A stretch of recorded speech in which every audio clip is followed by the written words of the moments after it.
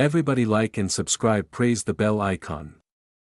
Story number 1. There's a small, unremarkable town in upstate New York with a library that most locals avoid after sunset. It's called the Merrill Ridge Public Library, and it sits at the edge of a crumbling cemetery, half sunk into a slope like the land is trying to swallow it. It's a beautiful old building, all red brick and stained glass windows, but there's something about it that never quite feels right. The locals whisper stories, ones about people going in and never coming out, but nobody takes them too seriously until they have a reason to. In 2018, a grad student named Elsie Reardon moved to town. She was working on her thesis about obscure Victorian writers, and Merrill Ridge supposedly had a rare collection of out-of-print poetry books locked in the basement archives. Elsie was rational, quiet, and didn't believe in superstition. She figured the stories were just small-town paranoia. She got permission to work late in the library, often staying past closing hours. The librarian, a sunken-eyed man named Mr. Bellamy, always handed her the keys to the basement with a strange little smile, like he knew something she didn't.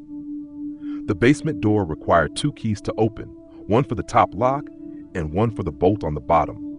The bolt key, Bellamy warned, sticks sometimes. Be gentle with it. You don't want to get stuck down there. The basement was old, the walls lined with books that hadn't seen light in decades. The air always felt damp, the silence thick like molasses. Elsie began to notice odd things. Books left open to pages she didn't remember reading, whispering sounds just beyond the edges of her hearing, the sensation that something was brushing against her ankles when she sat at the desk. One night, around 11:30 p.m., Elsie was combing through an anthology when she heard the door upstairs creak open. The library had closed hours ago, and she was sure she'd locked it behind her. Then came footsteps. Not hurried, not cautious, just slow, heavy pacing on the hardwood floor above. She froze, heart hammering. Her phone was dead. No signal in the basement anyway. She waited, hoping maybe Bellamy had come to check on her. But the steps didn't go toward the basement door. They circled the main floor again and again until they stopped directly above her. Silence. Then she heard the unmistakable sound of books falling off shelves. Not just one, but many. A crashing wave of tumbling volumes that made the ceiling groan. She crept up the stairs and cracked the basement door just wide enough to peek out. The library was pitch black. Her flashlight beam swept the main floor, and she saw nothing out of place until she got to the reading area. Every single chair was turned to face the basement door, and in the center of the carpet was a single book, one she hadn't taken out. Its cover was blank, but the pages inside were filled with writing in a dark, rust-colored ink. It was a journal. It belonged to someone named Marion, is dated 1924. The last entry was chilling in its simplicity. The door is locked from both sides now. I am not alone. It won't stop whispering. It says it used to be a librarian, too. Elsie dropped the journal and ran for the front door. It was bolted shut. No matter how hard she tried, it wouldn't budge. The lights began to flicker, one by one going out from the far end of the library toward her.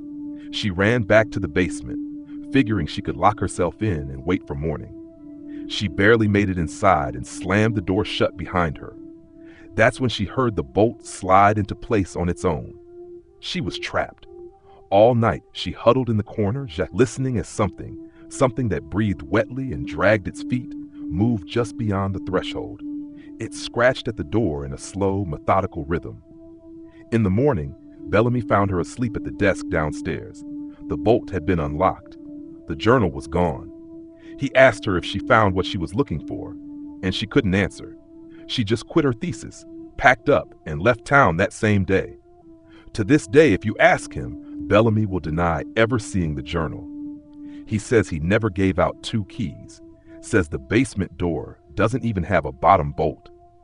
But if you're ever in Merrill Ridge and you go to the library after dark, you might hear footsteps upstairs. And if you're really unlucky, you might find a blank-covered journal left just for you, with a final entry that matches your name. Story number 2. In the winter of 2009, a substitute teacher named Daniel Hughes took a short-term position at a small rural high school in Maine. The campus was old, the building spread out across several acres, including a separate, freestanding building that housed the school's library. The students called it the book box because it was shaped like a large square, no windows, just brick walls and a flat roof. Daniel noticed no one ever went in there unless they absolutely had to. Even then, they moved fast, never alone, always quiet. When he asked one of the seniors, a kid named Mitchell, why no one liked the library, the student shrugged and said, "That place watches people. It doesn't like when you touch the wrong book." Daniel laughed it off, figuring it was just one of those weird high school traditions, like haunted lockers or cursed bathrooms.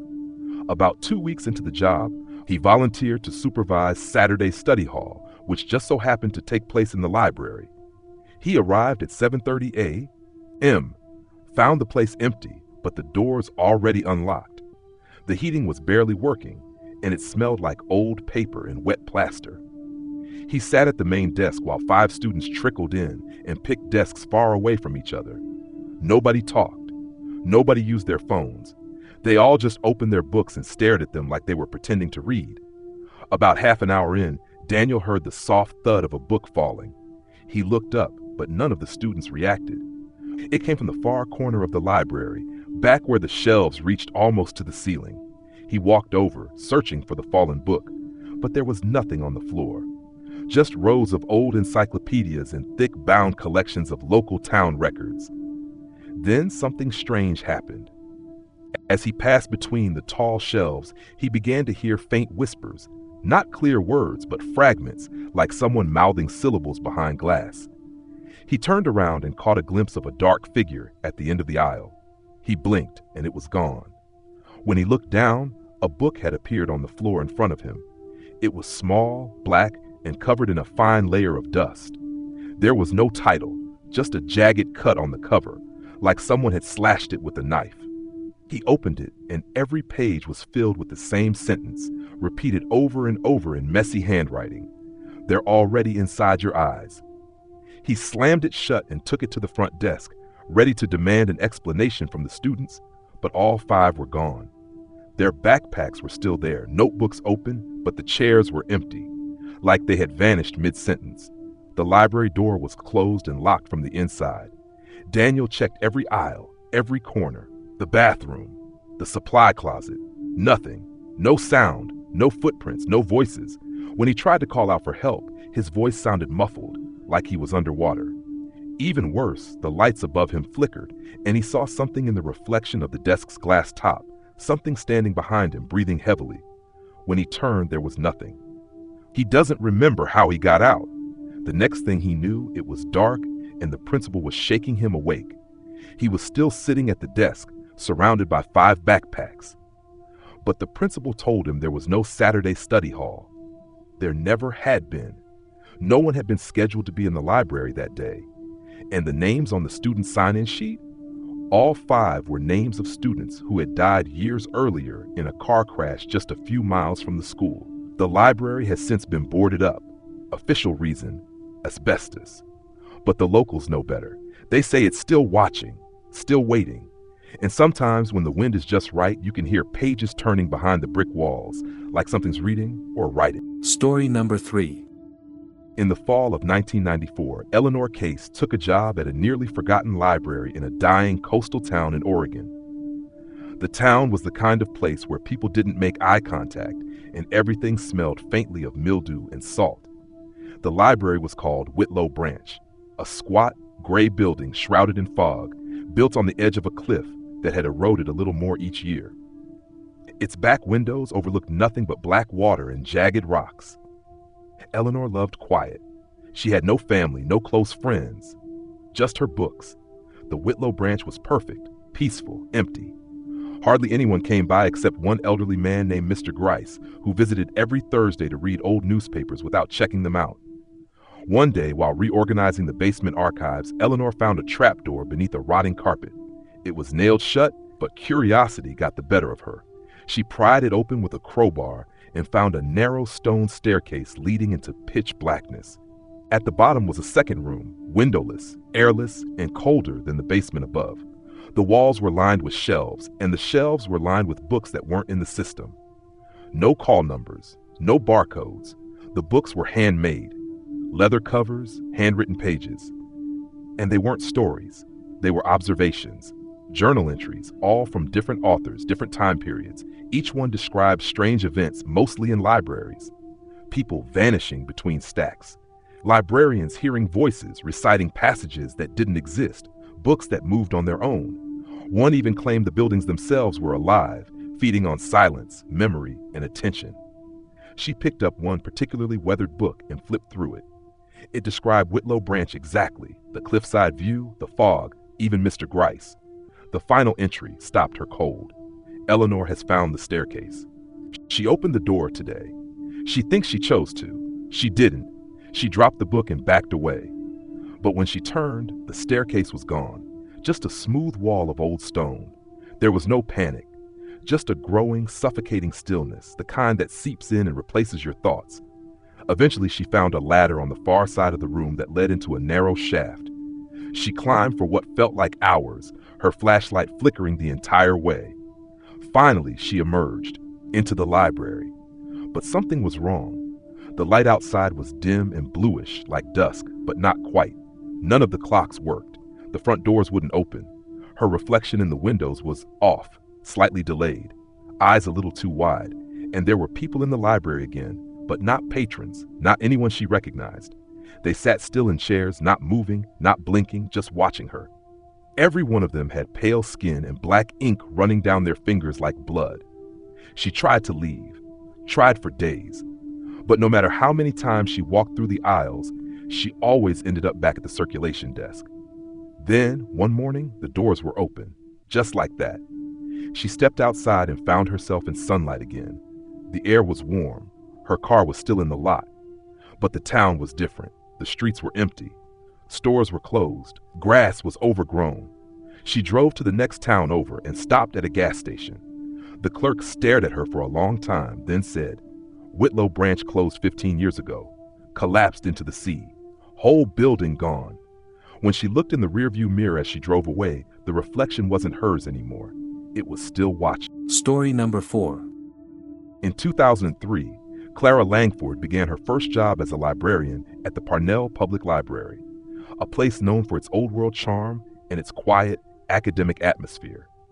Located in a small town nestled in the Pacific Northwest, Parnell was the kind of place where nothing exciting ever happened. The library itself was a 3-story building, filled with rows upon rows of dusty books, tucked away in long hallways that always seemed to stretch just a little further than they should. Clara wasn't thrilled to be in such a sleepy town, but she needed the job. She liked the idea of working in a place where time felt like it stood still, the kind of place where stories could come to life without being disturbed by the outside world. It was during her 3rd week on the job that she discovered the restricted section. It wasn't part of the usual tour. The section wasn't listed in the library's card catalog, and no one ever talked about it. But it was there, hidden behind an old wooden door in the farthest corner of the basement, underneath a heavy lock. One evening, when Clara was finishing up her shift, she found the door slightly ajar.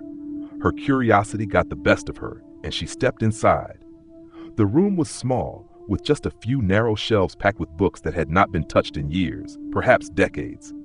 The air was thick with dust, and the smell of mildew lingered in the corners. But it was the books themselves that caught her attention. They weren't like the ones in the rest of the library.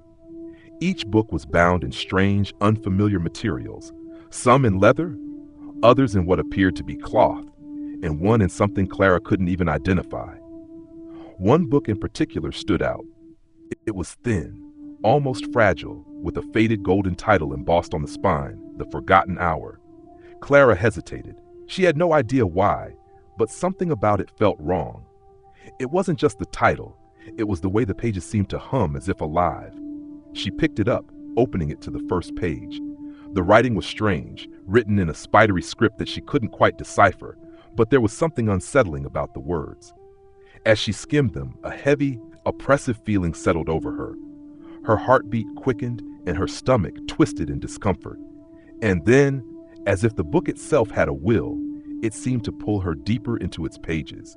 The words began to make sense. They were about the library, about her. It described her every movement, her thoughts, even the way she had found the book. It detailed things no one else could know, things she had never spoken aloud, and then it described something that made her freeze. "You will find the second door tonight." Clara dropped the book, but the words echoed in her mind. The second door. She stood there, frozen, staring at the open page, her mind reeling with confusion. There was no second door, not in the library, not in this basement, except there was. As if guided by some unseen force, Clara turned around, her legs moving without her consent, toward the farthest corner of the room. There, hidden in the shadows, was a second door, a small unmarked wooden door that she had never noticed before. It had no keyhole, no handle, just a smooth surface that beckoned to her. Her hand trembled as she reached for the door. When she touched it, the cold metal of the knob sunk into her skin. The door creaked open, and Clara stepped through. On the other side was a hallway, a narrow corridor lined with shelves full of books. But they weren't books from any library she knew. They were different. The spines were blank, smooth as glass, and the pages inside shimmered with an otherworldly light. Some of the books seemed to call out to her, their voices a low murmur just beyond her comprehension. But one book in particular caught her attention. It was open, resting on a pedestal in the center of the room. As Clara approached, the pages flipped on their own until she found the final entry. Clara Langford, 23 of Parnell Public Library. You have become part of the story. Time no longer belongs to you. She recoiled, horrified, but before she could run, the door slammed shut behind her. The light dimmed to nothing, and the whispering voices grew louder, pulling her deeper into the darkness of the library that no one was ever meant to leave. The next morning, Clara was found in the library's basement, slumped over the same book she had dropped the night before. She had no memory of what had happened. The staff reported no unusual happenings, no strange occurrences, but Clara knew better. When she looked into the library's glass doors that evening, she saw her own reflection. But she wasn't alone. Standing behind her was a dark, indistinct figure, watching from the shadows. The library had claimed another. Story number 5. In 1991, Victor Drake was hired as a night security guard at the Westfall College Library, a massive Gothic structure built in the 1800s. The library had long been a landmark of the town, its towering spires visible for miles, its interiors full of old leather-bound books and wooden desks. On the outside, it looked majestic. On the inside, it felt like a place that never wanted to let go of the past. Victor was used to the stillness of night shifts. The library was often empty, save for the faint rustling of the old books and the sound of distant footsteps from the few late-night students who still roamed the building. He had been doing the rounds for about 3 months when he started to notice something strange. At first, it was nothing more than a feeling, like eyes were following him as he walked through the aisles. But soon, the small details added up. Books that had been perfectly aligned the previous night were out of place, as though someone had been reading them. The flickering lights seemed to follow his movements, dimming when he turned his back. Sometimes, he swore he could hear soft whispers coming from the farthest corners of the building, but no one was ever there. Victor tried to brush it off. After all, the library was old, and old buildings were bound to make noises. But one night, as he was walking through the main hall on his rounds, he heard a noise that froze him in his tracks. It wasn't a book falling or a creak of wood. It was the sound of footsteps, slow, deliberate footsteps, echoing through the vast, empty space. He turned around, expecting to see someone behind him, but there was nothing. The hall was empty. He shook his head and continued his rounds, but the footsteps came again, this time closer, and this time they were accompanied by a soft voice, murmuring his name in a voice that was both familiar and distant. Victor. The hairs on the back of his neck stood up. He turned, his flashlight shaking in his hand, but the hall remained empty. He could still hear the faint echoes of those footsteps, but no one was there. His heart began to race. He tried to tell himself it was just his imagination, but the feeling of being watched was overwhelming. Every step he took, he could feel something just behind him, always too close, never out of reach. That's when he found it, the old wooden door at the end of the hall. He had never noticed it before. There were no signs, no labels. It was just there in the shadow of the darkened corner. The door wasn't on any of the library's plans, nor was it on the list of rooms he had been instructed to monitor. His curiosity piqued. Victor reached for the handle. It was cold, the wood rough beneath his fingers. With a creak, the door opened, revealing a small dusty room that smelled of mildew and decay. The room was bare except for one thing: a single chair in the center, facing a blank wall. A chair that looked out of place. Victor stepped inside, his mind racing with questions. He turned the chair around, half expecting to find something hidden in the back of it. Instead, he found nothing. And then the door slammed shut behind him. He spun around in panic, but the door was locked. The walls seemed to close in on him, the air thickening with the weight of the silence. The whisper started again, this time louder, clearer. "Victor, it's been so long we've been waiting." Suddenly, the room felt colder, darker. He could see figures moving in the shadows, faces peering out from the corners, watching him. Faces he recognized but couldn't place. Students, faculty, people he had never seen before but somehow knew. They were all staring at him, their eyes hollow, their mouths stretched in silent screams. Victor tried to scream, but no sound came. He pounded on the door, but it wouldn't open. The walls seemed to pulse, the shadows wrapping tighter around him. The last thing he remembered was a cold hand brushing against his shoulder, and then nothing. The next morning, the library staff found him collapsed in the room, eyes wide, mouth frozen in a silent scream. There were no signs of struggle, no sign of anyone else being in the room, but the chair in the center of the room was facing the wall again. And when they checked the security footage from the night before, they saw something that chilled them to the bone. Victor wasn't alone in the library. Not at all. The footage showed him walking through the hallways, yes, but in the reflection of the windows, just behind him, there was someone else. A shadow, just a little too tall, a little too thin, and it was always watching him, always following. To this day, the door remains locked. No one dares open it. But some nights when the moon is high and the wind howls through the cracks in the library's ancient walls, you can still hear the footsteps. You can still hear Victor's name being called from somewhere deep within the library. And if you listen close enough, you might hear your own name too.